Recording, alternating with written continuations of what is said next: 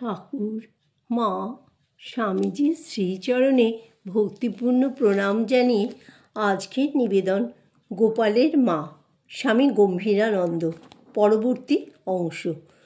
কিছুদিন পরে ব্রাহ্মণী দক্ষিণেশ্বরে আসিয়া ঠাকুরের সহিত আলাপনান্তে নহবতে জপে বসিলেন। জপ শেষে প্রণাম করিয়া উঠিলেন। এমন সময় পঞ্চবটির দিক হইতে ঠাকুর তথায় আসিয়া জিজ্ঞাসা করিলেন, তুমি এখনও এত জপ করো কেন? তোমার তো খুব হয়েছে। ব্রাহ্মণী বলিলেন, জপ করব না? আমার কি সব হয়েছে? ঠাকুর, সব হয়েছে। গোপালের মা, সব হয়েছে? ঠাকুর, হ্যাঁ, সব হয়েছে। গোপালের মা, বলো কি, সব হয়েছে? ঠাকুর বলিলেন, হ্যাঁ, তোমার আপনার জন্য জপ তপ সব করা হয়ে গেছে। তবে নিজের শরীর দেখাইয়া বলিলেন, এই শরীরটা ভালো থাকবে বলে ইচ্ছা হয়তো করতে পারো। গোপালের মা, তবে এখন থেকে যা কিছু করব সব তোমার তোমার তোমার। ইহার পরে তিনি মালার থলি গঙ্গায় ফেলিয়া দিয়াছিলেন। কিন্তু অনেক দিন পরে ভাবিলেন, একটা কিছু তো করতে হবে, 24 ঘন্টা করি কি? অতএব গোপালের অর্থাৎ শ্রী রামকৃষ্ণের কল্যাণে মালা ফিরাইতে লাগিলেন। অঘোরমণি বালবিধবা ছিলেন বলিয়া অত্যধিক আচার নিষ্ঠা পালন করিতেন। প্রথম প্রথম ঠাকুরের নিকট আগমনকালে একদিন তিনি যখন রন্ধনান্তে শ্রী রামকৃষ্ণের পাতে বকোনা হইতে ভাত পরিবেশন করিতেছিলেন, তখন শ্রী রামকৃষ্ণদেব অতর্কিতে ভাতের কাঠিটি ছুঁইয়া ফেলেন। অঘোরমণির সেদিন আর খাওয়া হইল না। তিনি যেদিন দক্ষিণেশ্বরে আসিয়া রন্ধন করিয়া খাইতেন, সেদিন শ্রী মা ঠাকুরের জন্য ঝোল ভাত রান্নার পর গোবর গঙ্গাজল প্রভৃতির দ্বারা উনুন পাড়িয়া দিতেন, তবে ব্রাহ্মণীর বকনা চাপিত। কিন্তু গোপালের সাক্ষাৎকারের পরে সেই মহাভাব তরঙ্গে নিষ্ঠাদিও কোথায় ভাসিয়া যাইতে লাগিল। গোপাল যখন যাহা চায় তখনই খাইতে দিতে হয়, আবার খাইতে খাইতে সে মায়ের মুখে গুজিয়া দেয়, তাহা ফেলা চলে না। ফেলিলে গোপাল কাঁদে। ব্রাহ্মণী মনে মনে বুঝিয়াছিলেন, ইহা শ্রী রামকৃষ্ণেরই লীলা। ইহার পর এই বিষয়ে প্রত্যক্ষ প্রমাণ পাওয়ার তাহার আহারাদি সম্বন্ধে আর আপত্তি রহিল না। একদিন ব্রাহ্মণী 1 পয়সার বাতাসা লইয়া দক্ষিণেশ্বরে উপস্থিত হইয়া দেখিলেন যে ধনী ভক্তেরা অনেক মূল্যবান দ্রব্য আনিয়াছেন।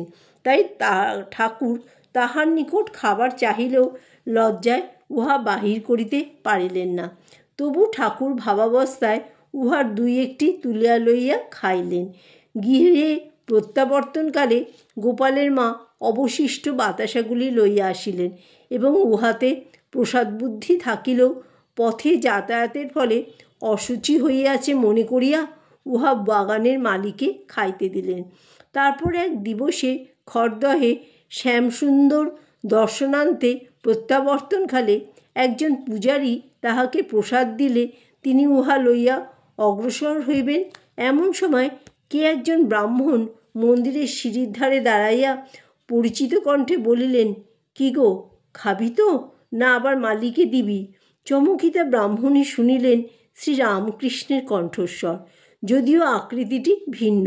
অমনি দক্ষিণেশ্বরে আসিয়া তিনি অশ্রুসিক্ত কণ্ঠে নিবেদন করিলেন, বাবা, আমি অপরাধ করেছি, আমার কি হবে?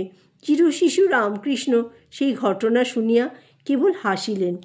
অঘোরমণি অবিরাম 2 মাস কাল বাৎসল্যরতির প্রবল্য তরঙ্গে হাবুডুবু খাইয়াছিলেন এবং বালগোপালকে কোলে পিঠে লইয়া বাস করিয়াছিলেন। এইরূপ দীর্ঘকাল চিন্ময় নাম, চিন্ময় ধাম ও চিন্ময় শ্যামের প্রত্যক্ষ উপলব্ধি অতি অল্প মহাভাগ্যবানেরই সম্ভব। 2 মাস পরে ভাবের আতিশয্য মন্দীভূত হইলেও অঘোরমণি একান্ত মনে একটু চিন্তা করিলেই গোপালের দর্শন পাইতেন। তাহার পরবর্তী জীবন এই লীলা খেলারই ইতিহাস। 1885 খ্রিস্টাব্দে উল্টো রথের দিনে ঠাকুর বলরাম মন্দিরে আগমনপূর্বক 2 দিন ও 2 রাত্রি তথায় যে আনন্দের তুফান তুলিয়াছিলেন, তাহার আবেগে প্রায় প্রত্যেক ভক্তই তৎসকাশে আগমন করিলেও গোপালের মাকে না দেখিয়া ঠাকুর জলযোগকালে গৃহে শ্রীভক্তদিগকে তাহার সৌভাগ্যের কথা শুনাইলেন এবং বললেন, তাকে এখানে আনতে পাঠাও না। সংবাদ পাইয়া বলরাম তৎক্ষণাৎ তাহাকে আনিবার জন্য লোক পাঠাইলেন। প্রায় সন্ধ্যাকালে ঠাকুর দ্বিতলে হলঘরে বসিয়া ভক্তদের সহিত আলাপ করিতেছেন। এমন সময় তিনি অকস্মাৎ বালগোপাল মূর্তির ন্যায় দুই জানু ও এক হাতে ভূমিতে হামা দেওয়ার মতো অবস্থানপূর্বক এক হাত তুলিয়া ঊর্ধ্বমুখে সতৃষ্ণ নয়নে যেন কাহার দিকে তাকাইয়া কি চাহিতে লাগিলেন। ভাবপ্রাবল্যে অঙ্গপ্রত্যঙ্গাদি ছবিতে আঁকা গোপালবৎ নিশ্চল এবং চক্ষু দুইটি অর্ধনিমীলিত হইল। ঠিক তখনই গোপালের মা উপরে আসিয়া ঠাকুরকে স্বীয় ইষ্টরূপে দর্শন করিলেন। উপস্থিত সকলে গোপালের মার সম্মান ও সংবর্ধনা করিয়া বলিতে লাগিলেন, তাহার ভক্তি প্রভাবেই ঠাকুর সাক্ষাৎ গোপাল রূপ ধারণ করিলেন। গোপালের মা কহিলেন, আমি কিন্তু বাবু ভাবে অমন কাঠ হয়ে যাওয়া ভালোবাসি না। আমার গোপাল হাসবে, খেলবে, বেড়াবে, দৌড়বে। ও মা, ও কি একেবারে যেন কাঠ। আমার অমন গোপাল দেখে কাজ নাই। বাস্তবিকই ঠাকুর যেদিন প্রথম কামারহাটিতে যান, সেদিন তাহার এইরূপ ভাব দেখিয়া অঘোরমণি ভয়ে কাতর হইয়া ঠাকুরের শ্রীঅঙ্গ ঠেলিতে ঠেলিতে বলিয়াছিলেন, ও বাবা, তুমি অমন হলে কেন?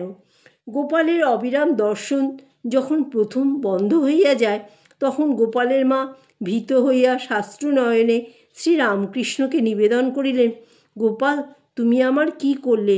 আমার কি অপরাধ হলো?